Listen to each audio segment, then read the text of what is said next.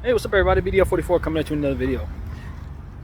I don't know if I just never paid attention to see if there's a CVS pharmacy in here. This pharmacy sign is right there, right on the Target building. But CVS is over there, across the street. So do they have two CVS pharmacies across the street from one another? First time I seen something like that, but I never really noticed that until right now, even though I walk past this thing about 3 to 4 times a week. I just never realized, like, yo, that says CVS pharmacy. But this is Target. Is there a CVS in there? And if it is, why the hell is it over here? Like literally right there. Things that make you go, Anyway, yeah, man, I've had a good time. Was able to secure the funds necessary to pay for the room tomorrow. Having taken what I took out of one bank account yesterday, and then of course, now that I know that I can get my EBT stuff out of Target, I was able to take care of the rest today, so I'm very thankful for that. My family won't have to give me nothing this week to get that done for the first time in a while, man. What they've given me from last time held over to be able to take care of this time, as well as, of course, GR was able to budget properly, and of course with the discount on last week's room, or the week before's room rather, I was able to keep that money in my pocket and have it ready for this week, so I'm very thankful. I didn't word all that correctly. They've given me enough for more than 1 week before, but this had to do with me also having GR finally be able to really assist with this in a way that would make it so I wouldn't have to ask for him this week. So that's what I'm trying to say. But yeah, I made a Laker video just now celebrating my in-season tournament victory. Love my squad. Of course, there's a lot of basketball to play, but we definitely appreciate the legitimacy of how they played to win that tournament. Not just that they won that tournament, but just how dominant they were throughout the course of the tournament. Some special ball was being played, so I definitely want to encourage all the Laker fans and NBA fans out there to check out that video that's uploading right now. It'll be up probably within an hour from me making this. But walked around, just went down halfway down the block before doubling back and coming to Target, and had a good time talking about the team, man. Had a very good time talking about the team. I hope that all day we can celebrate this, but then get right back to it tomorrow for more work as far as the squad is concerned. We can celebrate today, but understand that as much as we appreciate the tournament win, that is not an NBA championship. And they don't count that against the Celtics as it pertains to them having more championships than us, or us being tied with them, or what have you. No, we don't get to use that and say, okay, we got 18. No, it ain't 18. And that's one. We can start collecting those now. In-season tournament championships are something to collect. We got one of those. And that's one up on everybody else. So adds to our illustrious resume. But it is not an NBA championship. You didn't beat teams in 7-game series to get it. And that, my friends, is what ultimately comes about when you understand what you're there for versus what it is that you were able to accomplish on the way. We did something nobody else has done. That's great. I'm happy about that. But this ain't the thing. And so that's what I want to encourage all my Laker fans to understand. I guess I turned this into a Laker video since I'm in my Laker mode. But, you know, it's one of those situations where if I just canvass the league, honestly, talk about basketball, I really like the NCAA tournament and what it did for separating teams who believe they're good enough to win and teams that we can clearly see need a lot of work in regards to winning situations. And I think because it happened in this form, I think it could potentially put teams in a position to build, or rather retool, with more data to determine whether or not they think they can reach their goals. That's what the in-season tournament did. It put us in a winning situation and helped us understand that maybe we don't need to make as many changes as we thought we needed to make in order to be as competitive as we hope to be. And maybe some other teams who think they're okay, now they realize that team DNA may not be that of a winning team. If I'm the Pelicans, I'm probably about trying to move on from some of them dudes after the way they showed up in that game against the Lakers in Vegas. I mean, it's embarrassing. And I told you I would probably try to make a video on the Pelicans or Zion, but I never thought New Orleans was the right place for him, because at the end of the day, The food is too good out there, and he has a problem keeping his weight down. He needs to be somewhere like Miami, where they force you to be in shape, whether it's something you want to do or not. If you on that team with Pat Riley running things and supposed to running things, you're going to be in shape. They'll have Zion down to 230. Give it 2 years flat, he'll be down to 230 because he won't have no choice. They will bench him for not being in shape. And so that's the type of environment he needed to be drafted to, and unfortunately that wasn't possible. He went to New Orleans, and New Orleans was, I never forget how much they were celebrating when they won the first overall pick, when they knew they had a chance to draft Zion. But my thing was, Zion going to you is bad because y'all are bad as an organization, and he's bad at keeping himself motivated to stay in shape.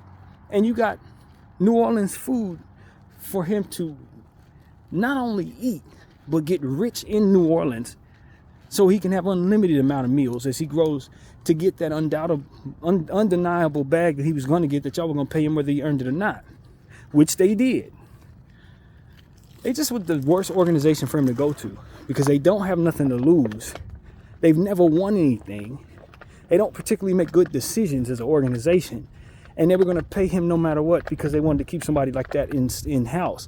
So all that was going to do is make him rich and in the worst environment for him to get what he needed out of the situation. You could just see it was a bad path. They should not have been celebrating because they weren't going to do nothing with him. And it was something we were all worried about. And now that it's played itself out, it was the worst possible thing for him. That was probably the worst place for him to go in the whole league, man. He needed to go to a culture that was going to hold him accountable, and to a city where he wasn't going to both become irrelevant and unhealthy, for which the Pelicans had potential to make both would be the case, make it so that both would be the case. It was just a worse situation. And I knew it. Them celebrating, I was just sitting there shaking my head like, well, they ain't about to do nothing with this kid. He gonna suck there. Or not suck, but the chances of him not reaching his potential were very, very high in that environment. If he would have went to another organization that had a player like Kevin Durant attached to it or something like that, they would not have been willing to pay him without him earning that on the basketball floor. See, that's the problem. That's just one of several problems with the Pelicans. They were going to pay him anyway. He missed 60 games a year. They're going to give him $270 million, whatever they gave him. And where is the motivation for him to grow into the person that he ultimately needs to become, into the player he ultimately needs to become? In a place like New Orleans, where the city is a tourist city, but not New York, for which he wanted to go, for which wanted him. So the letdown was already in place from jump. And on top of that, like I said, they're not the greatest environment for developing basketball talent. So that's even one thing in and of itself. I just hated all that had to do with him going to New Orleans. And now that it played itself out, I hate it even more.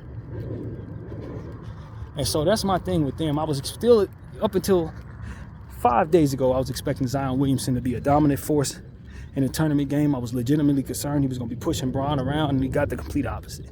Bron pushed him around, pushing him out the paint, making sure that he didn't have any opportunity to push his weight around, drawing charges against him like he was the guy who was 39 and Bron's the dude that's 23 or whatever Zion is. I think some of that's Zion's fault.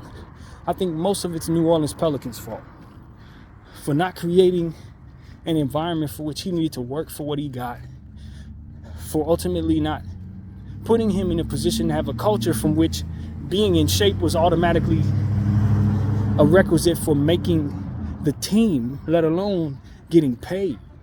He should have been in shape for having made so much money and had so much responsibility on his back to carry the franchise. And they had to make the AD trade. AD had already shown us New Orleans as an organization, even with a Pantheon great player, wasn't about to do nothing because of how they build. And even when they get talent, they still ain't no good. They got Trey Murphy III, one of my favorite players. Alvarado, one of my favorite players. Brandon Ingram, one of my favorite players. And they still still ain't much. CJ McCollum found himself there, they still ain't much. Zion, Valanciunas, all these dudes, still ain't nothing. And at this point in time, I just don't have much hope for the New Orleans Pelicans organization. As a basketball fan, I'm worried that they're not going to have their team 10 years from now. And they just ain't going to be there. Because every decision they make is arguably average at best. And the culture there, in my humble opinion, doesn't demand that players be their best. And I'll tell you right now, B.I. hanging next to Zion, giggling about winning a in-season tournament championship and what they were going to do in Vegas, which had nothing to do with anything mature, which had nothing to do with putting themselves in a position to be their best, I think has regressed Brandon Ingram, to be honest with you. I think he's regressed since going there. That wasn't the Brandon Ingram that we drafted. When we drafted Brandon Ingram, he was a careful basketball player who was making all kinds of good decisions in his first basketball game. Making plays for others, not fouling, not turning the ball over. Brandon Ingram's one of the most careful rookies I've ever seen to play good basketball out the gate. I feel like he got to New Orleans, and even though he became an all-star, he's hanging around Zion and stuff like that, just brought about an immaturity that wasn't even there. So for me, it's just like, man, I don't like that. I don't like it. I'm sorry, New Orleans. I'm just not a fan of y'all having that basketball team there. Unless y'all revamp the entire thing. The only good thing y'all got right now is a few players in the GM. That's about it. Everything else, Willie Green is solid. Solid. You know, he proved himself to be a pretty good coach. You made the playoffs, got knocked out in the first round a couple times, but I just don't see no path to a championship, man. I do not see a path to a championship at all. Even with the players that you got, I see them more than likely leaving there. A guy like Trey Murphy III would be best to get up out of there. A guy like Brandon Ingram would be best to get out of there. You know, because it just ain't the environment for which greatness can really come from when you consider the great food and the opportunities to be distracted in a city like New Orleans. And a guy like Zion being the pillar of whom can't stay healthy, or rather can't get in shape. So that's my thing with Zion Williamson. If he can just get himself into an environment where they make him mature, develop him into a space of mind where he wants to eat like an athlete's supposed to be eating when they want to play an 82-game schedule. You can't win that way with him eating burgers and fries and sodas and all this stuff. That ain't going to be healthy for him. And then on top of that, since he's in a city like New Orleans, now he's getting involved in all types of off-the-court activities that sully his name and put him in positions to not necessarily have what he needs. Getting his money, throwing his money away. Like, where's the environment for maturity in New Orleans, man, as it pertains to that basketball team? Who is going to look them dudes in the eye and say, yo, you got to grow up. If you ever want to do anything in this league, you got to grow up. I just don't see that path there in New Orleans from where I'm sitting. As a Laker fan, I think Zion would have been better here, next to LeBron James. You know what I mean? I think that's obvious. He would have learned from Bron. He would have been guided away from some of that nonsense that he's ultimately been doing. And his eating habits just completely out of whack, man. It's been well documented how bad that boy eats.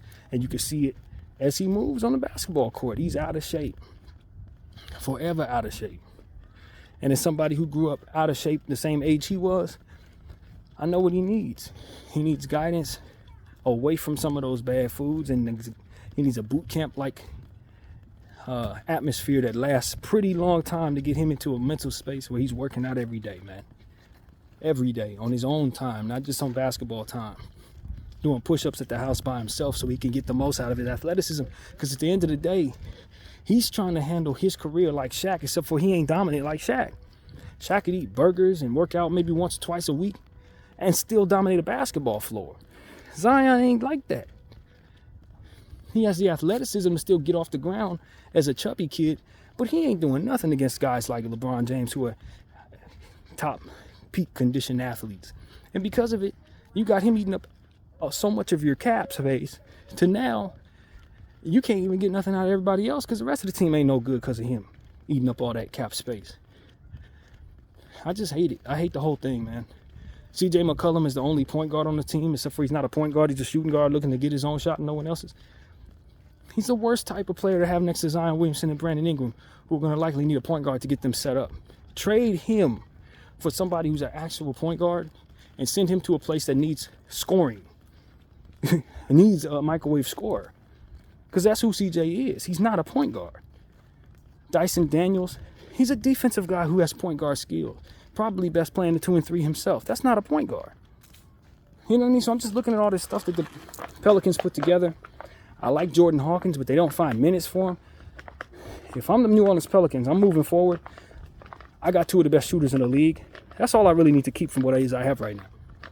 Everything else arguably can go. B.I. can go. I like him, but he ain't a number 1 guy. He's a hell of a player. And he could do number 1 guy things, but when he goes up against number 1 guys, he's going home. So he's going to need somebody above him, like a Jason Tatum or Jokic or something like that, to move him into the direction of a championship player. Because that's what I see there. He's great, but he ain't a number 1. And because Zion's not a number 1, you ain't going to be a number 1 team with those 2 running the show, eating up the most of your cap. It's not happening. So for me, it's like, I got Jordan Hawkins, excellent shooter, keeping him. I got Trey Murphy III, excellent shooter, keeping him. Those are elements in place that you can start from scratch with. And the rest of your cap space can be reimagined. Everything else on that team probably can be reimagined. You know, like I said, I like Alvarado. I'm keeping him, but just the same, he's a role player, so I can move him and not feel bad about it. But I'm telling you, man, the core of Brandon Ingram, CJ McCollum, and Zion Williamson in New Orleans, it don't look too championshipy to me. It looks second round exit at best when they fully develop to me. That's what that look like, especially if Zion ain't never gonna take his conditioning and his fitness seriously, and his nutrition. If he ain't never gonna take that seriously, that team ain't going nowhere with him on no massive contract. So that's what I'm going to say. I know that's knee-jerk in regards to this team. Obviously, they were good enough to get to the knockout round. They're not a bad team. I do think they're a playoff team. But when you start talking about the ceiling, you start running to teams like the Lakers and start running to teams that are really established, I think New Orleans is not it, man. I don't think they have what they need to make themselves as good as they would hope to be for all the money that they're going to be spending on these players. CJ McCollum, like I said, he should have been moved. He's a heck of a player, still has value, but he's not going to play his best ball in New Orleans because they need somebody who's looking to pass first, and he's not that. And so for me, I don't like how the team's constructed. I don't like how Zion's development's going. I don't like how BI's going. I don't like none of that in New Orleans. I don't like nothing. Like I said, the only thing I like are the shooters. Everything else can go. BDL44, I thank you all for watching.